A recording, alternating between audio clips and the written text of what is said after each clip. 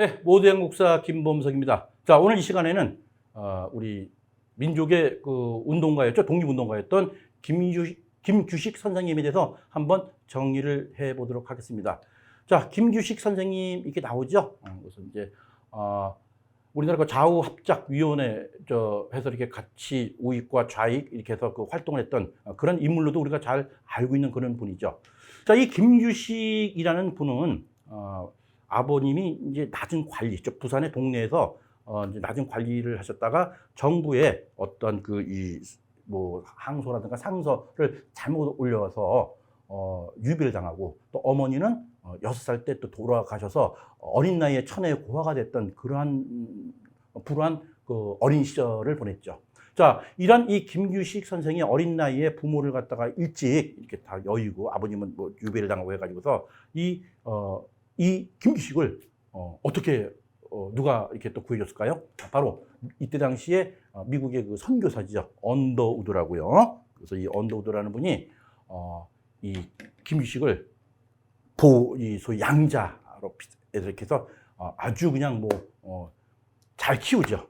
하지만 어릴 때 어머님 돌아가시고 또 아버님 없는 상태에서 이 김규식 선생이 어떤 어린 나이에 어떤 뭐랄까 정서가 매우 불안했었을 거예요. 그래서 이 미국 선교사 언더우드 밑에서 들어갔다가 가출도 여러 번 하고 또 왔다가 하여튼 우여곡절 끝에 결국은 청소년기를 잘 남겨서 이 언더우드 선교사 덕분으로 뭡니까? 영어를 아주 잘 배우고 미국에 가서 유학까지 가서 미국에서 대학을 마치고 또 프린스턴 대학교에서 석사까지 마쳐서 아주 훌륭한, 아주 유창한 영어 실력을 가진 그런 훌륭한 청년으로 자라나게 됐죠. 자, 이런 이 김규식 선생님께서는 이렇게 미국에서 미국이 이때 당시에 미국에서 박사, 석사 받는 인물, 우리 누가 생각나죠?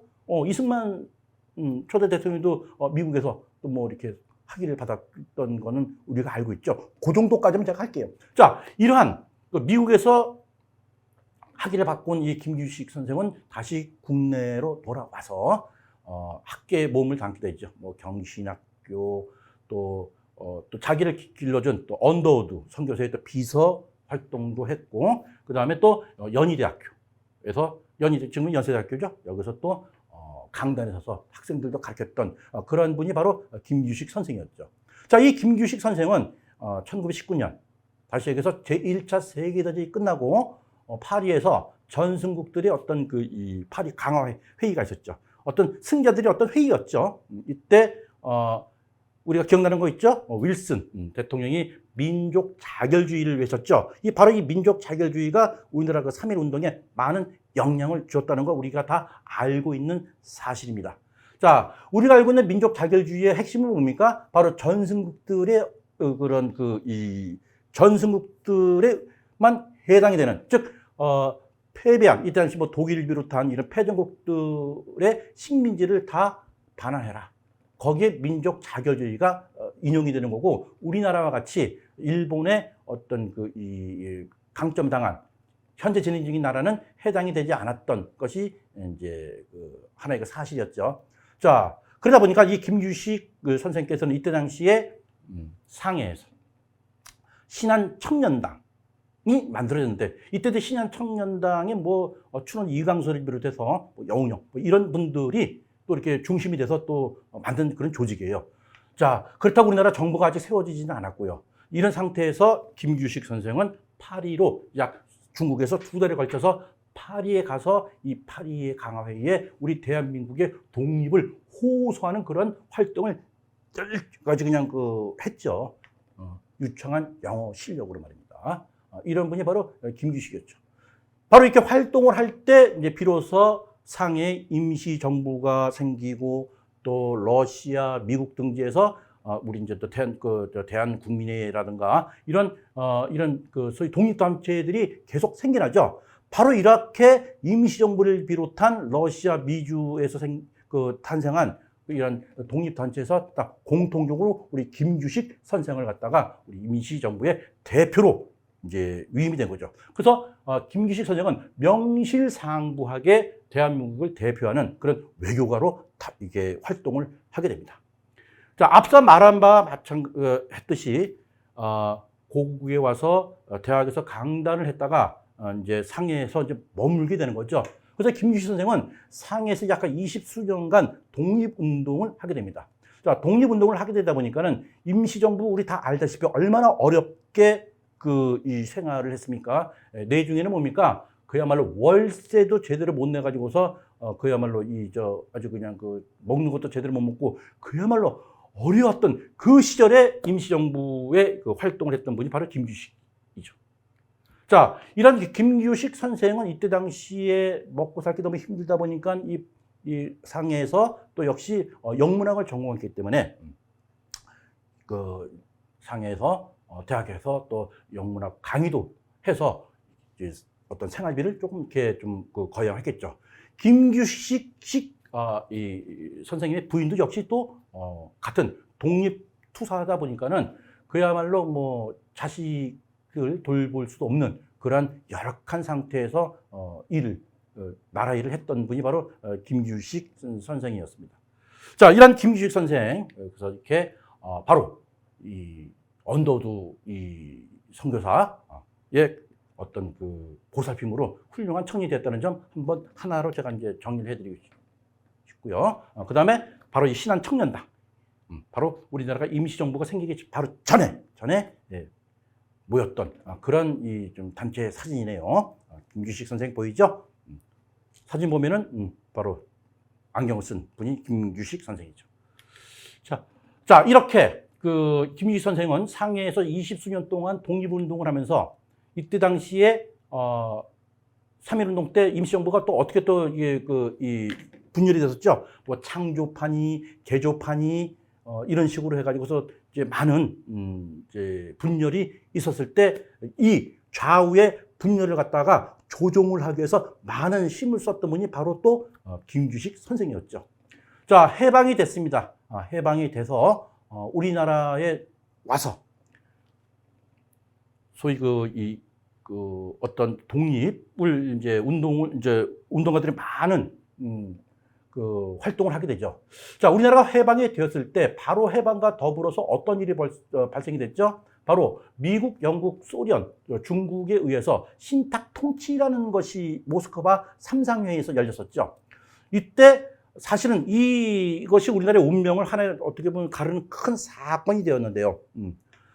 최소한 5년 이상은 이런 위에서 열고 있던 미국, 영국, 소련, 중국의 어떤 신탁을 위임받아서 나라가 정상화될 때까지 하자라고 해서 이때 이 백범 김구 선생을 또 이승만을 비롯해서 반탁 쪽에 또 가담을 했고, 그 다음에 또 찬탁 해가지고서 이때 당시에 반탁 또 친탁 해가지고서 나라가 엄청나게 혼란스러웠던 그 기간이 바로 8.15 광복 이후의 일이었죠. 적어도 1948년도 8월 15일 대한민국 정부가 세워지기 전까지 엄청난 혼란 속에 연속이었던 그 상황이 바로 대한민국의 현주소였죠. 자, 이때 이런 사건이 있었죠. 이승만 초대 대통령이 되기 전에 소위 이 미군과 소련에 의해서 북쪽은 소련, 남쪽은 미군이죠. 이렇게 해서 이게 진영이 둘로 나눠졌을 때 그리고 또 뭡니까? 한국과 소련이 아니죠. 미국과 소련 회의를 한두 번 했지만은 도저히 이것이 우리나라가 하나로 이렇게 의견이 통일이 안 되는 상황에서 이승만이가 정읍에서 우리 남한만이라도 단독 정부를 세우자라는 그런 정읍 발언이 큰 반항을 일으켰죠.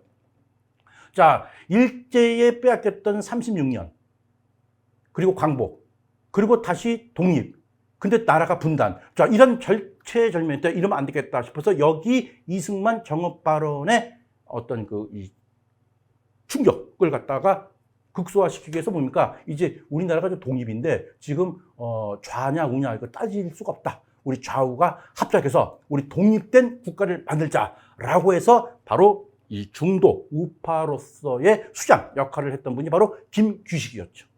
그리고 좌는 뭡니까? 우리 여운형 선생 있죠? 그래서 여운형, 좌파, 중도 좌파, 여운형, 중도 우파. 바로 김규식 선생이 두 분이서 이 좌우 합작 운동에 큰, 모릅니까? 중심축이 돼서 이제 활동을 하게 됩니다. 자, 하지만 좌우 합작 운동은 결국 어떻게 됐습니까? 실패로 돌아갔죠. 실패. 자, 이거 왜 실패가 됐을까요? 자, 좌, 우. 그 다음에 어떤 공통 분모가 있어야 되는데, 좌와 우에서 좌편향, 우편향. 뭐 지금 오늘날 우리 정치 현실하고도 매우 좀 흡사한 좀 상황이 지금 연상이 되는데요. 하다 보니까 공통 분모를 갖다가 찾을 수가 없어요. 근데 이 김규식 선생님은 그야말로 중도 쪽을 노선을 갔기 때문에 나는 민족운동가로서 우리나라가 한마음 한뜻으로 가는 것이 중요한 거지 좌다 우다 그런 걸 따지는 분이 아니었거든요. 하지만 벌써 이때는 정치적인 어떤 권력 이런 것을 갖다가 있는 주위의 어떤 이승만 또는 김일성 뭐 이런 사람들이 어떤 정치적 순수에 놀아났다라고도 볼 수 있는 것이 이때 당시의 상황이었어요. 물론 미군의 또 소련에 의한 그런 이 시나리오에 의해서 움직여 갔겠죠.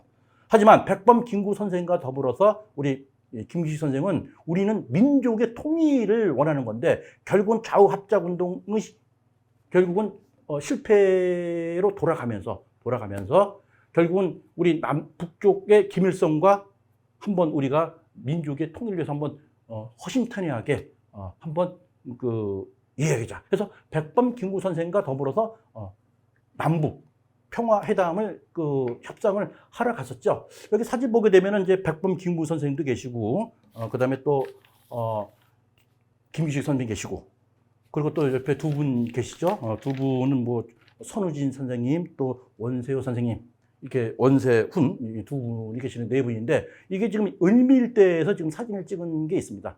그래서 지금 백범 김구 선생과 김규식 선생님이 딱 두 분만 찍은 사진을 좀 봤는데 찾기가 어려워서 일단 남북 협상의 대표적인 이런 사진을 올려봤습니다.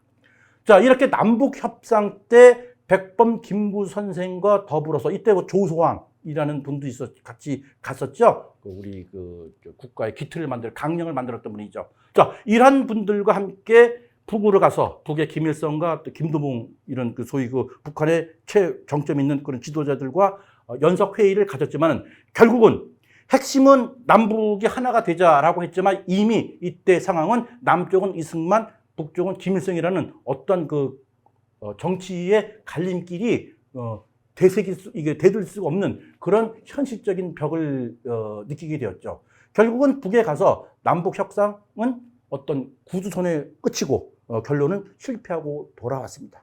그 이후에 북한에서 다시 또 남북 협상을 하자라고 제의를 왔지만 이것은 하나의 정치적인 쇼의 어떤 기만으로 받아들였는지 북에서 제의한 그런 남북 협상을 거절했죠. 이 이후에 결국은 백범 김구 선생과 김규식 선생은 어떻게 됐죠? 바로 이 남한만의 단독 선거에도 이제 불참을 하게 되고 또 총선거도 이제 불참을 하게 되고 이제 그 이후에 또 현대사에 아주 굴곡진 사건들이 또 벌어지게 됩니다. 자, 이렇게 김규식 선생은 불우한 어린 시절을 갖다가 극복하고 또 학생들을 가르치는 교육자에서 독립운동가로 또 우리나라의 독립을 위해서 파리로 가서 그 젊은 열혈 청년으로서의 모든 열정을 국가의 독립을 위해서 헌신했고 그런 와중에 또 광복 후 대한민국에 와서 또 좌와 우의 어떤 합작을 통해서 통일된 그런 나라를 꿈꿔왔지만은 결국은 자기의 능력의 한계일까요? 아주 우라병이 터져가지고서 아주 그냥 몸져 눕게 됐죠. 이란 김규식 선생, 결국은 1950년 6.25 전쟁 이후에 납북이 되어서 결국은 북에서 쓸쓸하게 불우하게 죽음을 맞이했던 그러한 분이 바로 김규식 선생입니다. 자, 우리가 8.15 광복을 맞이해서 우리나라의 독립을 위해서 많은 그런 인물들이 국가를 위해서 자기 몸을 갖다가 초기같이 바친 분들이 많죠. 뭐 백범 김구 선생을 비롯해서 뭐 얼마나 많습니까? 그런 분 중에 하나가 바로 또 김규식 선생을 빼놓을 수가 없기 때문에 이번에 한번 우리 김규식 선생님에 대해서 한번 정리를 해봤습니다. 자, 오대양 국사 김범석이었습니다.